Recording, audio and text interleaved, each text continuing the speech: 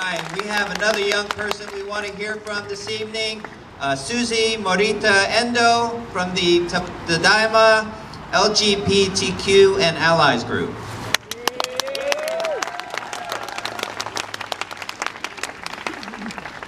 I think he made a mistake because I'm not a young person.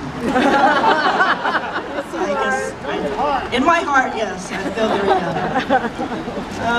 I live part-time in Lodi, and I live part-time in the Bay Area because my fiance lives here in the Bay Area. I live in Lodi, which is about 2 hours away.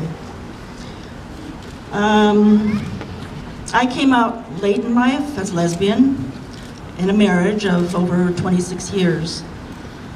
And at that time, gay rights was kind of settled down with the passage of marriage equality. But even at that, I told my fiance, Ellen Tanaway, that we were kind of putting ourselves at risk. And not that I thought that anything would happen, but I said, if we encountered any hate speech, I would walk up to the person and tell them how hurtful their words are, and to go ahead and punch me in the stomach, because that's the kind of hurt that their words feel like.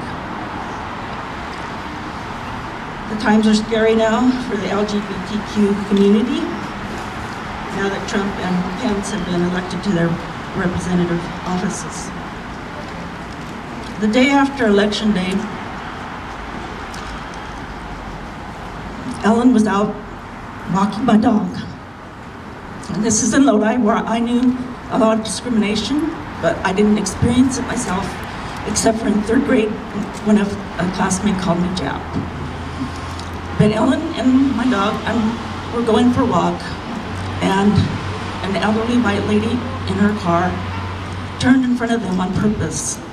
They were in the middle of the crosswalk, halfway across the street, and this lady turned in front of them, and if Ellen hadn't pulled the leash, she and my dog would have been hit.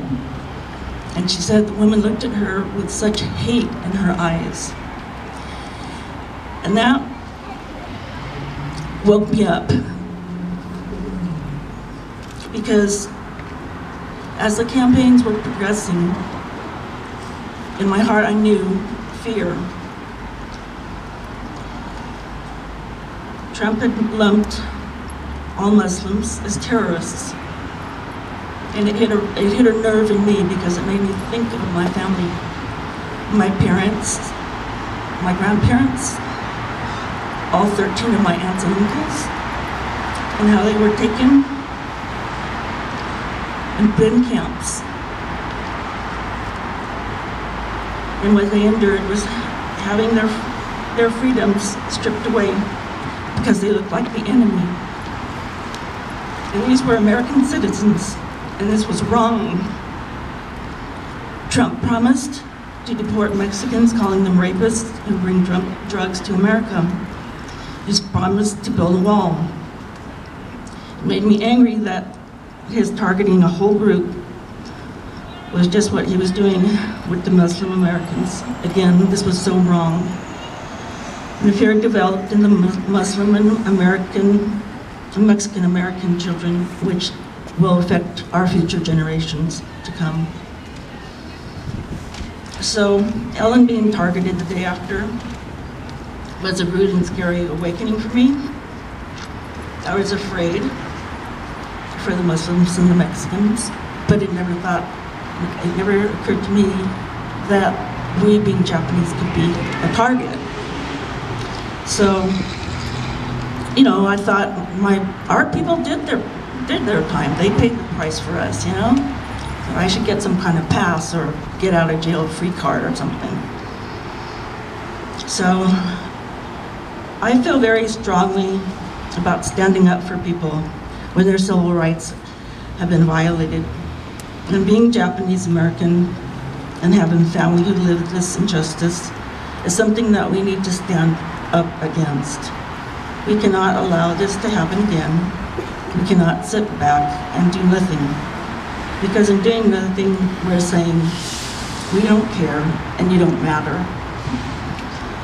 The last 2 weeks have wiped me out emotionally.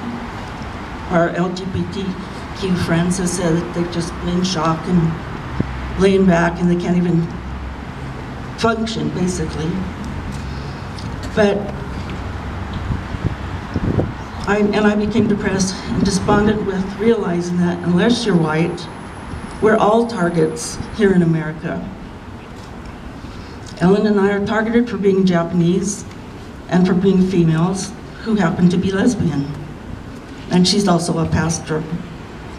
But now we know, more than ever, we need to stand up and fight, not just for us, but for all who are oppressed and discriminated against. I don't think that I would dare anybody in confrontation with their hate speech by telling them to punch me in the stomach, because at this time I could be killed. So I ask all of you who understand what I'm saying to please speak up in whatever ways you're able in the fight for social justice. If you want to share my story, go ahead, and maybe you can help make a difference also. Thank you.